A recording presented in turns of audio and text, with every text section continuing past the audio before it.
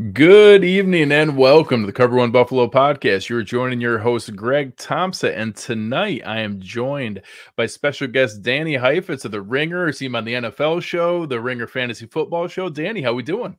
I am fantastic. How you doing, Greg? Good. Doing really well. We hope that you're treating our beloved coach as well. For anyone who doesn't know, Danny is a New York Giants supporter. So welcome Joe Shane and Brian Dabo with open arms. They're good people. Yeah, well, we'll treat them fine. Let me flip it on you. Actually, they better fix this stuff because it can't really get worse. So honestly, I guess they have a pretty easy job for year one because it can't possibly be worse than what we had with Jason Garrett.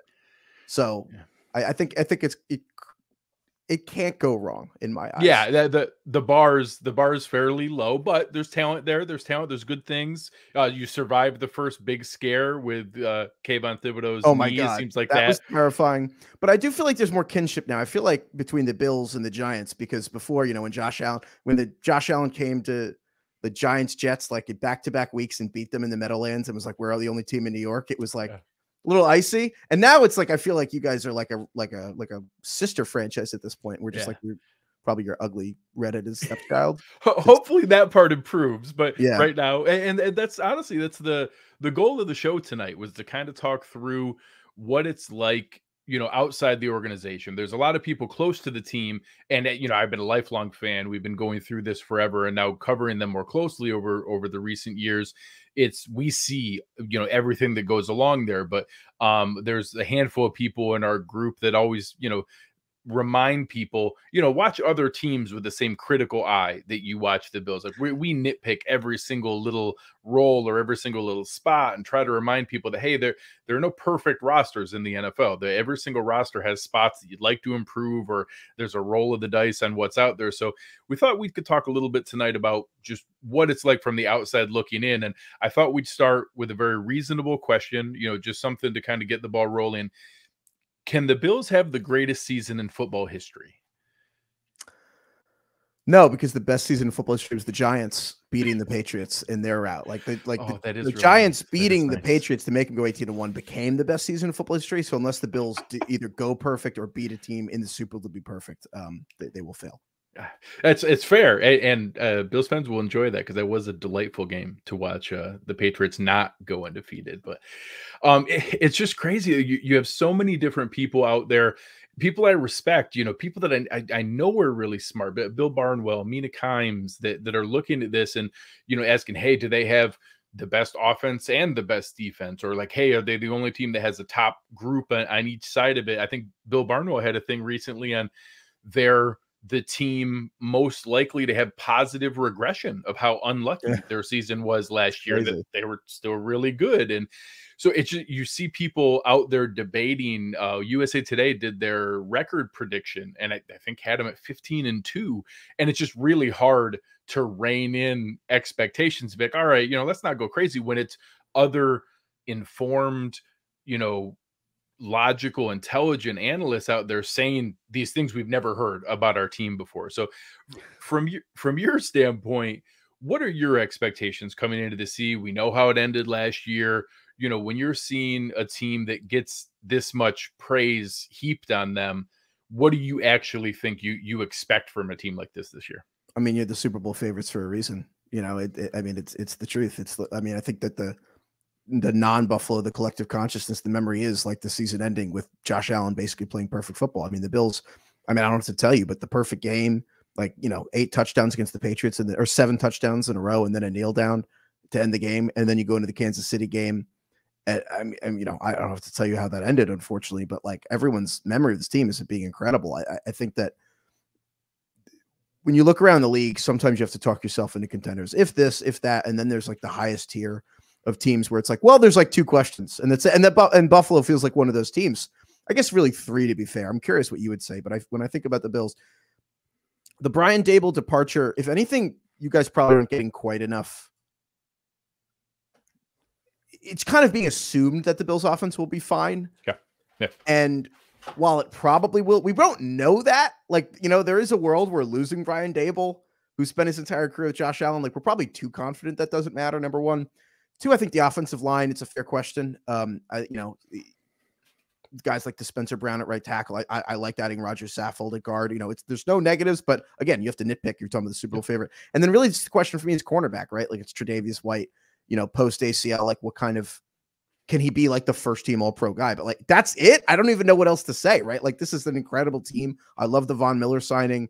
I don't even know. You almost have to make shit up. Sorry, I don't know if I can curse here, but I'm going to do it. But there's also an intangible element of, I think that teams are showing up to play for Buffalo probably this year. You know what I mean? Like, I don't think, no offense, I don't think teams have been circling Buffalo on their calendar as like a motivational game. And like, obviously like the Chiefs get that treatment. The Patriots did for a while. Teams coming into Buffalo are probably like, there's more of an emotional aspect, but like, that's it, man. Like, I don't know what else to say. Like the Bills, I mean, there's a reason people think that you're going to win 14 games. Yeah, and it's interesting. I think you brought up the top three that I think are in each fan's mind, and you look at, the reasons you'll tell yourself from a Brian Daboll standpoint are going to be that, he's handed off a lot of that wisdom to not only Josh Allen, but to Ken Dorsey, and that they're carrying over much of what was already there. There's been really good stories written about Ken Dorsey and his, the things he brought to that Carolina room that helped on Cam Newton's ascent and the role he played in what Josh Allen has done to this point.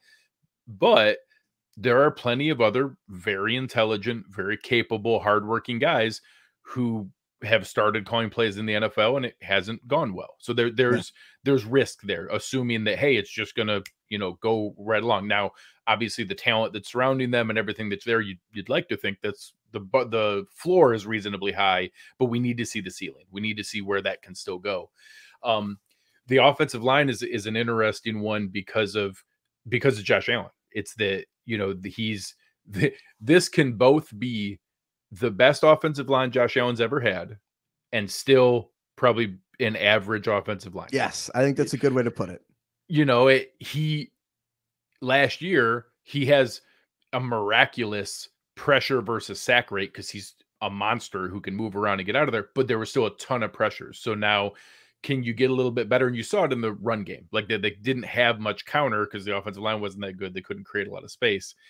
The corner is the one that I think everybody's nervous about, is that can Trey come back and you get into those shootouts? Is that going to be what holds them back, or how long do they have to wait for Trey White to come back? And then what do you get from the other guys, whether it's Dane Jackson, Kair Elam, and now apparently Christian Benford is a camp revelation that could go a little bit further. I'm not sure. I think with the early schedule, it's going to be tough to find out. Well, I was just about to say the early schedule. I think that if you have a problem for this team, it's that all these issues you kind of mentioned are things that might be rockier in the beginning of the season. Like a play caller, doesn't matter if he hasn't if you haven't been calling plays in this offense, like, Ken Dorsey, there probably is a learning curve, and that's probably going to show up in the beginning of the season.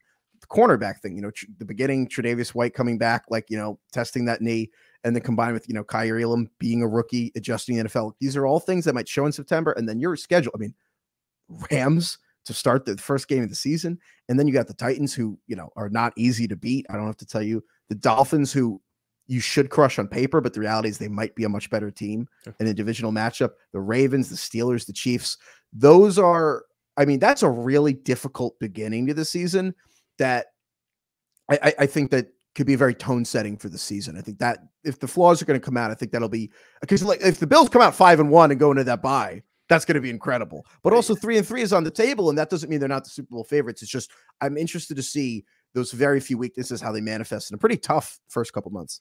Yeah, I think that's really well said. And I think right off the bye is the Packers. So those first 7 games, going through there will be the indicator of they could go 4-3 or even 3-4 and still finish 11-6, 12-5 and reel off because there's a pretty soft... Hey, after the pack, Jets, Vikings, who should be better, Browns without Watson, Lions, Patriots, Jets again. I'm not a believer in the Jets. And then you finish off the Bears. Yeah. I mean, is that a Christmas Eve? That's a nice Christmas present. Yeah, not bad.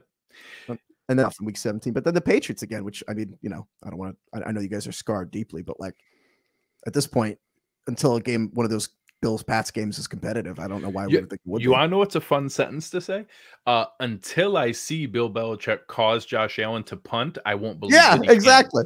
Exactly. You know, it's been 2 straight games where they literally haven't punted once. So that's fun. That's fun to see. I mean, it's the most dominant. I mean, but that's what's nice. And I think that I was excited when you asked me to do the show because I think that there's very little things left in the NFL that are like pure and that everyone can get behind. A Bills Super Bowl is just, I think, the best storyline left on the table for this season. And I'm not just saying that trying to pander, like I really believe that to my core. Like if you just kind of like other things are more improbable for this season, obviously, like I don't think I've ever said before that the Super Bowl favorites winning is a nice story, but it is a nice story because you have, I mean, Buffalo having an NFL team at this point is still itself kind of an underdog story, I would argue, and getting the new stadium, you guys are going to stay. But like Buffalo, the Bills, I don't need to explain all your heartbreak, but like it would be pretty amazing. Like if you actually guys do get to a Super Bowl, the country is going to rally around the Buffalo Bills. Like no one's going to root against the Bills. Josh Allen is so likable. What did he call himself? A golden retriever? Like that's just true. Everyone doubted him, and like it's kind of hard not to like a guy that everyone agreed to. Hey, I wasn't a Josh Allen fan. I'm not going to pretend. Like I thought he was going to be neither. terrible. Like I love the team, and I wasn't either. And so I just think that it's like the purest, easiest team to root for, especially like rooting for the Giants. Like if you have that second team, you kind of want to be in the other conference, right? I can't think of such a clear team that it's like, man, like when it's actually happening, that Super Bowl run will be so much fun. No, that really resonates. And I am an avid listener to the Ringer shows, and you brought that up on one of the shows, and I think it was maybe Ben Solak and Craig that kind of downplayed. Yeah, everyone made fun of me. Everyone was like, "What are you talking about?" They weren't grasping what you were saying, in that you're not saying that's like the most amazing thing you've ever heard of or the craziest thing that happened. It's that would be the thing that more people would rally around and be excited about. Exactly. Yeah, it was Steven and Solak. You're right. I think you're saying, oh, that's the craziest thing that could happen this season. No, obviously the Super Bowl favorite's not winning. It's just like if you got to the Super Bowl and you team that could be in the Super Bowl, if the Jacksonville Jaguars made the Super Bowl, people would be like, that's weird. But if the Bills made the Super Bowl, people would be like, wow, this is special. Like this is making me feel something, even though I don't root for any of this team. Same idea when I'm not a huge baseball fan, but when the Cubs finally made the World Series, like that's a thing that that all of a sudden you're like, oh, okay, all right, this is cool. Like that would be awesome for them. Like I know Cubs fans, and I know what they've gone through their whole life, and I know who was rooting for the Cleveland Indians in that World Series. Nobody. Yeah, it's like this is football's version. And it would be believe me, I'm knocking on wood here.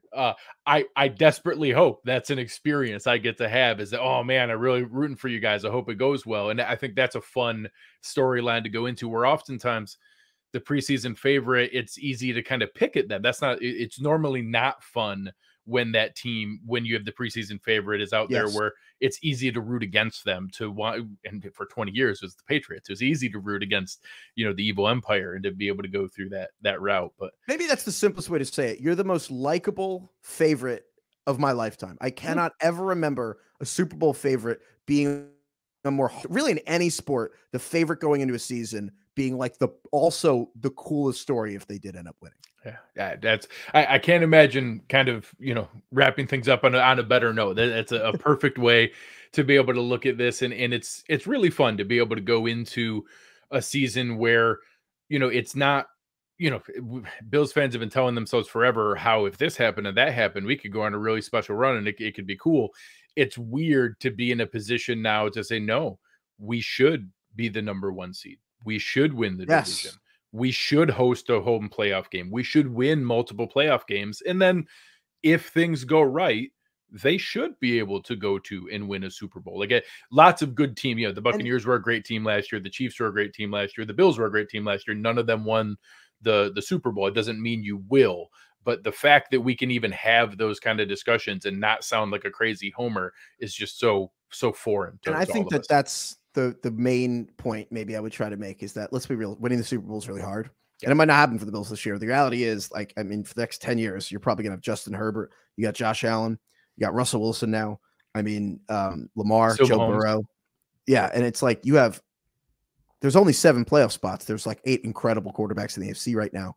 And some of these guys are going to miss the playoffs and they're going to have to go through each other to play. The Bills might not make it, but the Bills fans are in this small group of like Lions, Browns, Jets, of just fans that have kind of been trampled upon, and like the expectations have been so low. But the first step to being better is what you said. It's like, even if you don't win, the expectation being higher than ever is all like, it's nice to have higher expectations in life. Like, it's good to be like, yeah, this is an abject failure if you don't get to the AFC Championship game. Like but it's good. That's how Patriots fans think.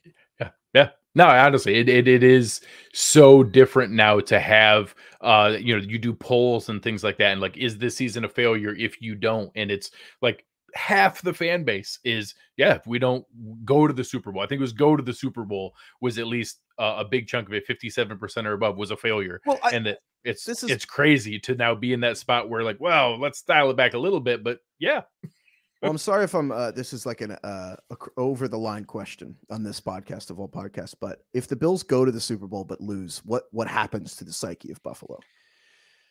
Obviously, the way that it happens, how, is it some crazy heartbreaking moment? Is it a great shootout that they just, it doesn't go the right way? Is it because of some horrible mistake they can pin on one person or player or coach? All those things would be a factor. There's a path where that can still be, looked back upon in some positive light, but it would still be heartbreaking because even if it was a great, enjoyable season with tons of good games, lots of great memories, a really memorable playoff run, but then you got to that moment, even like any casual fan, let alone informed fans that are not fans of the Bills, would immediately just go back to the same, like, you couldn't finish it when you got there, couldn't win the big one. And it would just immediately go back to those kind of things. So there would definitely be, people would ask, is it better to lose the AFC Championship game or to lose the Super Bowl? That's what I'm wondering. There are plenty of people that would rather just have it done and over with in the AFC Championship. Because the 2 weeks is so much time as a fan to deal with. The 2 weeks is such a big gap. Well, and you talk about the way that Bills Mafia travels and things like that. They would be half of the city of Phoenix by the time the Super Bowl got there. They would be everywhere. People would already have like their lawn chairs set up for their spot in the Super Bowl parade, like to get themselves to that point of where it's like right there at your fingertips. I have it in my mind that to actually get over that hump, it's going to take beating Tom Brady, because that's like what would make sense if you're writing it as a story. If you were writing it as like, that's the movie, like the final boss that you need to go through. That's incredible. It would make sense that our first Super Bowl would need to be through Tom Brady, and that anxiety of having to beat him in that game I might not make it. But as a Giants fan, I can promise you there's no feeling in the world like beating Tom Brady at Super Bowl. I need that. I need that in my life. I need it desperately. It's like you're impervious. It's amazing. All right. Well, as a Giants fan, I was happy about the Scott Norwood thing, but I hope that never happens to you again. And I hope I'm rooting for you in the Super Bowl this time, because the Giants won't meet you there, so it's not a problem. Yeah, someday. Hopefully that's trending in the right direction. 2025. Yeah, there you go. For everybody who isn't aware, Danny is the host of the NFL, the Ringer NFL show, the Ringer Fantasy Football show. Great follow on Twitter. You can see him at Danny_Heifetz. You can find him. I'll have the show links in the description below. Make sure you're checking out his work and everything that's there. Danny, we appreciate your time, man. This is great. Thank you very much, man. This is great. You guys do great stuff here. I appreciate it. Talk to you guys soon. You've been listening to Cover One Buffalo, and we are out.